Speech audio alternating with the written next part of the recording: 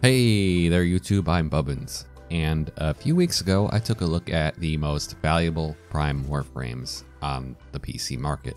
Overall, they weren't too bad, with only a few topping $10. But this week I kinda wanted to flip things around. What are the cheapest Warframes?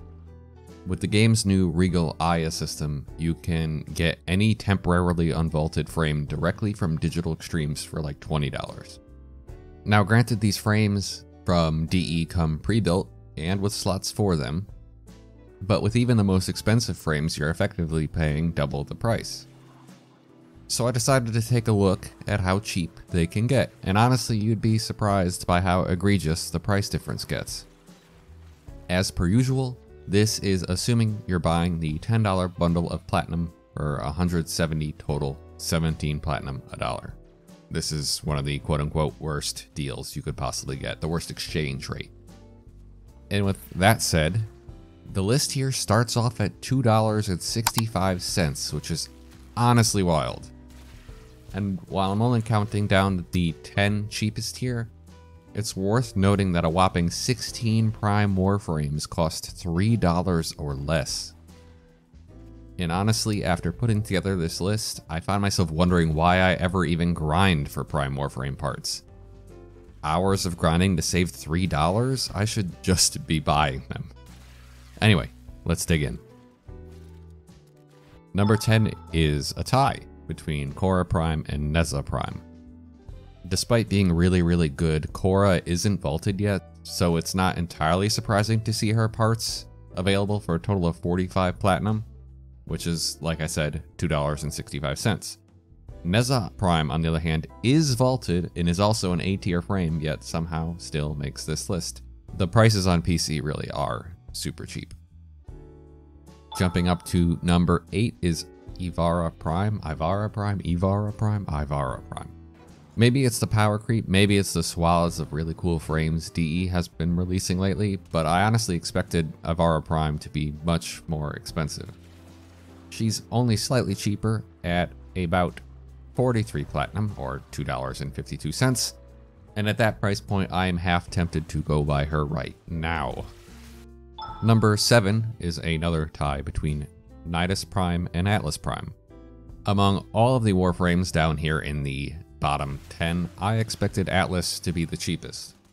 When I first started playing the game back in 2018, he was a joke then, and that really hasn't changed, so I'm surprised he is this far down on the list. Nidus, on the other hand, is pretty darn good, but hasn't been vaulted, and as such, both are available for 42 platinum, or about $2.47. As we hop into the top 5, I do want to disclaim that yes, I'm aware that at a certain point we're splitting hairs between these rankings. 1 or 2 platinum is ultimately negligible, but it makes for a cool list. At 5, another unvaulted Prime from last year. Garuda only costs 39 platinum. That's $2.29. So if you want to get into some slice and dicing and have a few bucks to spare, she's a really cheap pickup, especially for new players who don't have any primes yet. Do y'all hate Anaros? They were released in 2020 and the community seems a little split over how good or bad they are. Ratings are all over the place. Either way, next time they're unvaulted, do yourself a favor and don't pay $20 in Regal Aya when you can just purchase the parts for 38 platinum. Super cheap. At number 3, we're really starting to approach the ridiculously cheap levels here. At just 35 platinum, Gara costs just over $2. $2. Don't pay $20 on the market. Heck, if you can afford it, don't even bother grinding relics. Just pay the $2. Get it. Speaking of, Revenant Prime costs exactly $2. That's 34 plat. I get that he's not vaulted, but come on, that's so cheap. I genuinely couldn't believe how cheap Herobrine was when I was looking at listings last week. This frame is currently in a league of its own at only 23 platinum, or about $1.35. It can't get much cheaper than that, honestly. So before he gets vaulted, I recommend you go and spend $1 to add him to your collection. In total, this entire list would cost you just $22 with that $10 plat bundle. You can easily get all 10 frames for less than what Digital Extremes would have you pay for a single Prime frame during Resurgence. So do yourself a favor and shop around if you're on PC.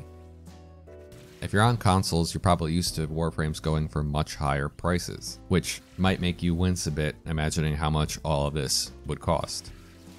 The good news is, it's not that different, honestly, for these less in-demand frames. Revenant, for example, costs $2 on PC, $2.50 on Xbox, $2.29 on PlayStation, and $2.17 on Switch. That's not bad. 50 cents difference between the platforms. If you jump all the way to the most expensive of the cheap, Quora Prime, $2.65 on PC, $2.94 on Xbox, $3.64 on PlayStation, $2.41 on Switch. Weirdly enough, it's actually cheaper on Switch than it is on PC. So while prices will always differ, when it comes to the less in-demand primes on consoles, the prices aren't that drastically higher. It's still worth considering the purchase with plat rather than grinding. If you found this video helpful, please make sure to leave a like or subscribe. I super appreciate every ounce of support. As a small channel, it really makes a big difference for me. If you want to directly support the channel, there's a Patreon link in the description below, or you can become a member right here on YouTube. For now though, I think that's it. I'll see you next time.